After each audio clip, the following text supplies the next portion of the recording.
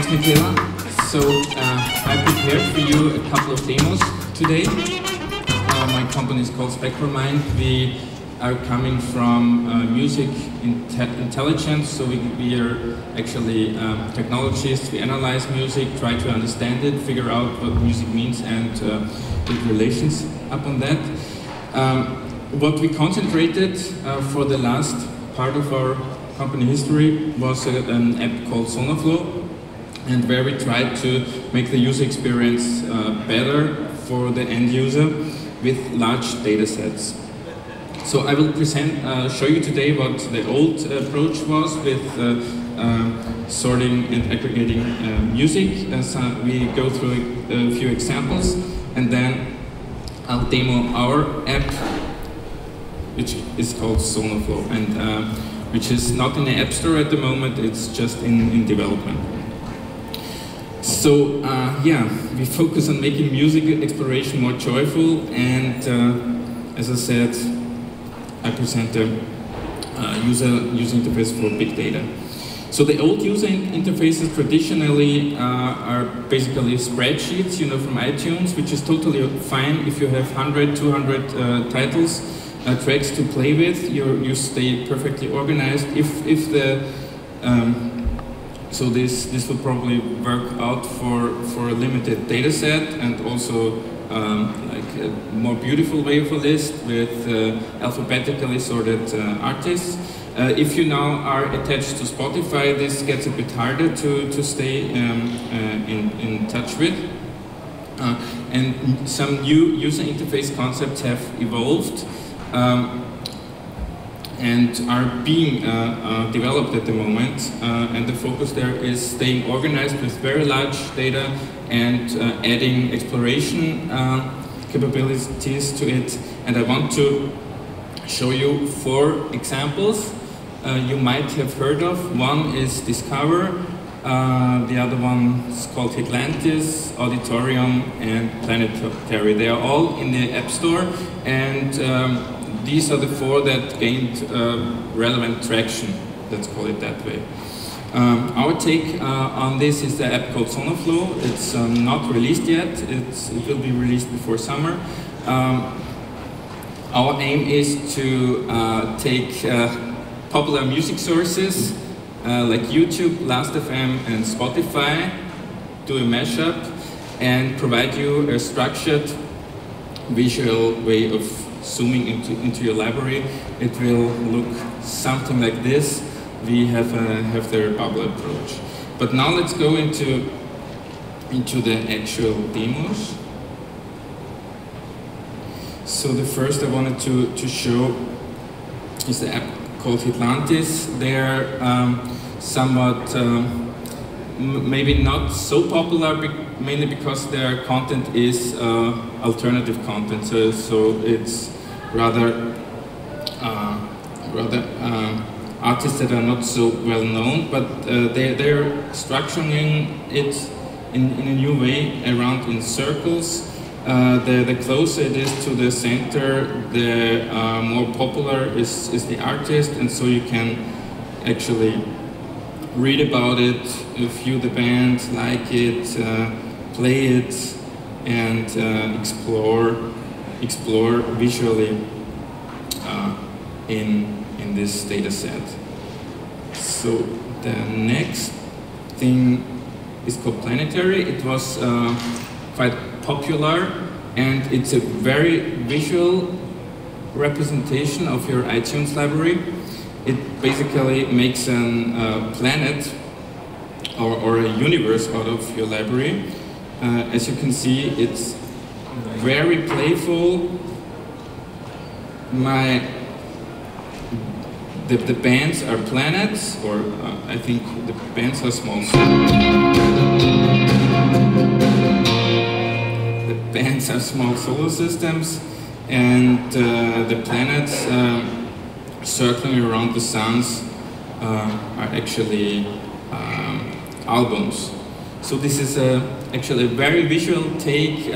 If it's useful in everyday use is another question, but it got some initial traction. Let's see how far it goes. An app I actually like very much is Discover, and Discover now suggests me to look for Gautier, and here it goes. So it suggests me 6 artists that are similar to Gautier, and I can start exploring, zooming from there. So it's actually a spring graph that I can explore. I can double click it and then get information, biographies, songs, blog articles, YouTube. It's actually pretty neat to explore and play around with on your sofa for let's say half an hour or so, and you can share your screenshots you just of your artist you discovered.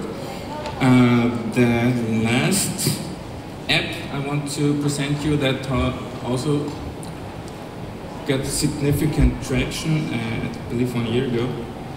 It's Auditorium. They specialize in a very visual way of very high quality images, and have this small, let's say, gamification approach where they tell me now how much of the artists I have explored, and I start. So it's a moderated portal. I have a few hundred artists I can explore there with very visual, with high quality images. Read about the bands, play it. So there are some approaches that use the real estate, the iPad's capabilities, and this is what I want to present to you from my company. Our app is called Sonoflow, and this is now the iTunes library on my iPad. It's analyzed, and the tracks are put in genres on the top level. I can I can double click any bubble and play each genre. I can zoom in, see my artists. I have also immediate access to additional artist info. I can play YouTube videos right in here. So this is looking quite cool, but it's very limited because it's only the iTunes library. What is in the works at the moment, and I'm presenting to you now, is the new discovery mode. So this is a developer version. Please, I'm not quite sure if it will finally look that way, but this is but you get the idea. So we have this target cross in the middle, which is your focus point, and around that focus point you can explore. So for instance, now I'm focusing on white stripes, and I can immediately see similar artists like The Kills. I can, in the later version, hopefully pin it also to my library, and see videos instantly in here, play, discover.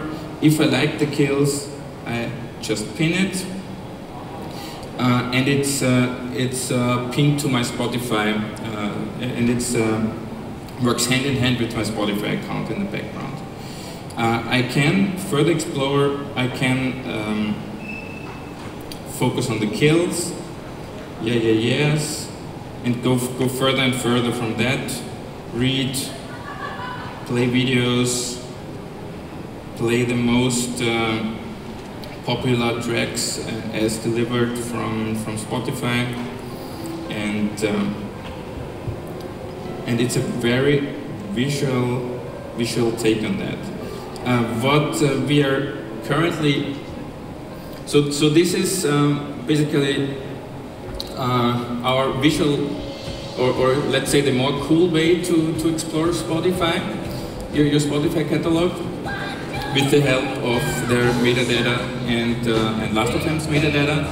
What we are strongly thinking of at the moment is adding a social experience to it.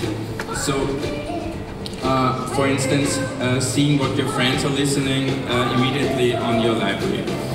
Please check it out. It will be available before July, and we're working hard on it to making the user experience better. Stay tuned. Thanks. Thank you, Johann. Has anybody got any questions for Johann? Don't be shy. Yeah? Go ahead. Sorry, I'll bring it. Will it be a free app or will it be paid, or how do you guys gonna make money? At the moment, it will be free for a limited time. That has several reasons. One of the reasons is that Spotify is just working out the commercial API model. So this will definitely make the app free for a couple of months. Yeah, I love it. It looks great. Congratulations.